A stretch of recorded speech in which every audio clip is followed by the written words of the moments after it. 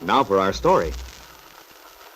In the courtrooms of Judge Hiram Willoughby at Huntsville, the county seat of Wakefield, a custody suit was about to take place. A trial which would determine whether or not Bill Meade was to gain possession of the baby boy he believed to be his son. In the presence of the flag of the United States, the Superior Court of the State in and for the county of Wakefield is now in session. The Honorable Judge Hiram Willoughby presiding. Be seated, please.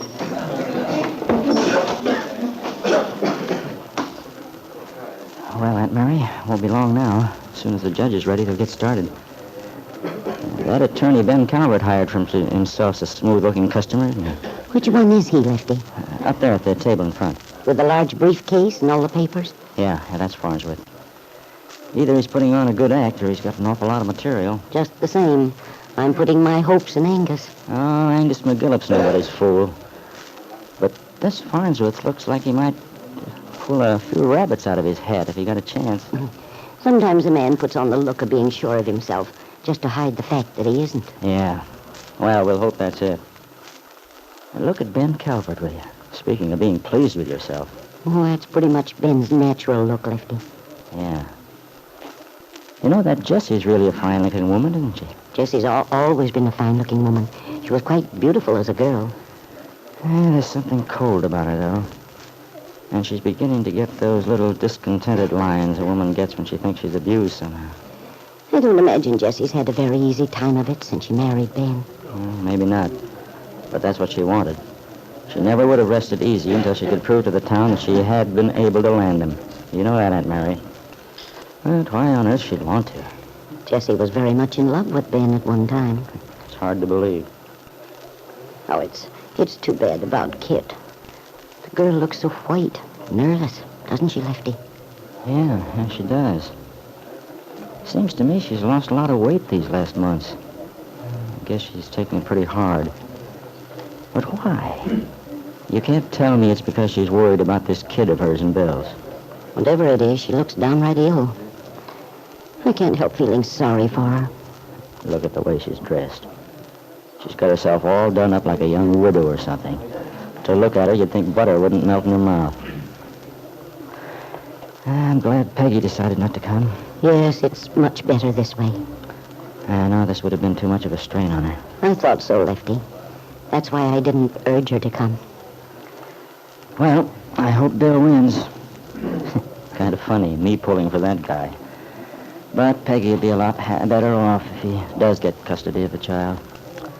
She's going to marry Nicholas in a few months now. And the sooner Bill's life gets settled down, the better it'll be for all concerned. I'll feel a lot better when... Uh-oh. Looks as if they're ready to begin.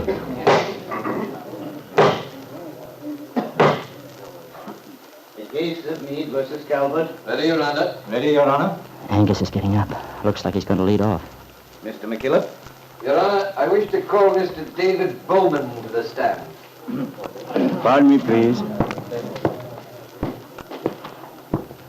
Good morning, David. Morning. Be seated over there, please. Raise your right hand, please. Do you solemnly swear to tell the truth, the whole truth, and nothing but the truth, so help you God? I do. Now then, your name, please. David Bowman. Your occupation, Mr. Bowman. I'm a banker. The Wakefield Trust and Savings. Very good. Do you own the bank? Yes, I do. And how long have you owned the Wakefield Trust and Savings Bank, Mr. Bowman? 20 years. 20 years. And during all that time, you have been a resident in the town of Wakefield, in the county of Wakefield. Is that true? Yes, it is. Now, Mr. Bowman, are you acquainted with a man by the name of Bill Meade? Yes, I am. He works for me. At the bank? That's right. How long have you known Mr. Meade? Let me see. I met him first when he was stationed at Camp Downing. That would be about 3 years ago. 3 years. At that time, Mr. Meade was a sergeant in the United States Army, was he not? He was? Now, Mr. Bowman, I wonder if you'd tell the court your opinion of Mr. Meade's character. Any knowledge of him you required during your 3 years of acquaintance. I'd be glad to. During the period of my association with Bill Meade, I've never known him to do a dishonorable or dishonest act. He's been hardworking, sober, and entirely reliable. I'm glad to say that I can recommend his character without reservation. Your Honor, I object. Mr. Farnsworth? I feel that Mr. McKillop is attempting to give a character testimonial which is entirely irrelevant to the question at hand.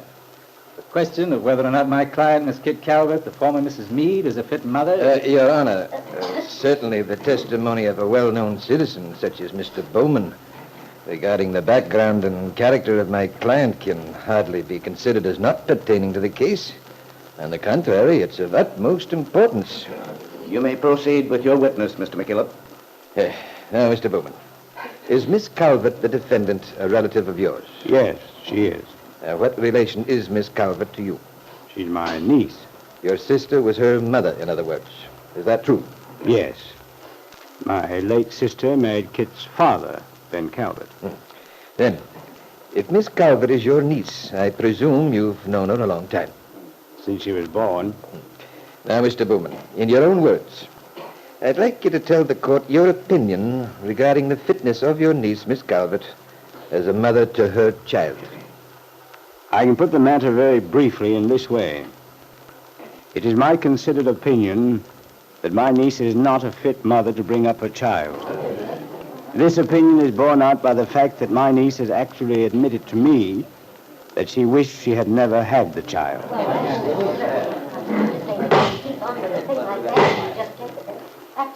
Your witness, Mr. Farnsworth. I have a few questions I'd like to put to the witness, Your Honor. The court recognizes the attorney for the defense, Mr. George Farnsworth. You may proceed, Mr. Farnsworth. Mr. Bowman, you say your niece told you she wished she'd never become the mother of a child. Is that true? Yes. Was this shortly after your niece returned from California? Yes, it was.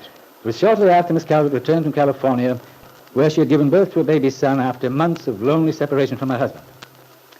Now, Mr. Bowman, is it or is it not true, to your knowledge, that shortly after Miss Calvert returned from California with a newborn son, her husband informed her that he refused to stay under the same roof with her?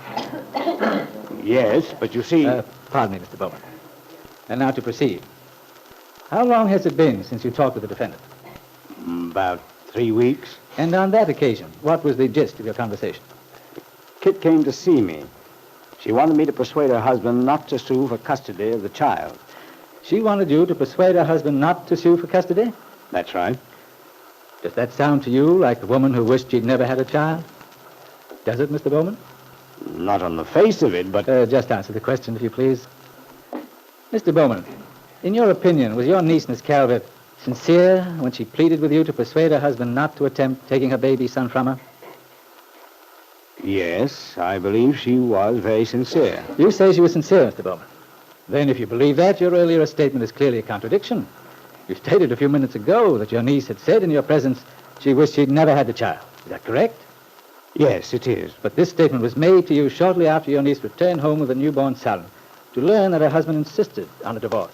Was it not? Yes. And yet, after that divorce was granted, when the young woman had acquired a new equilibrium, after the trying experience of bearing a child in a shattered marriage, after she'd been able to recover somewhat, her genuine mother love asserted itself and she pleaded with you to persuade her husband to allow her to keep her baby son. And you believe that plea was sincere, do you not?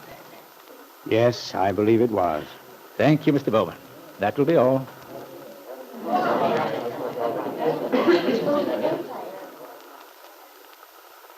As Kit's attorney looked triumphantly around the courtroom, Bill Meade had turned anxiously toward his own lawyer, Angus McKillop, whose careful structure of evidence had been so cleverly destroyed by the smooth man from the city. But Angus looked far from beaten. His gray eyes were angry, and there was an air of determination about him which restored Bill's confidence.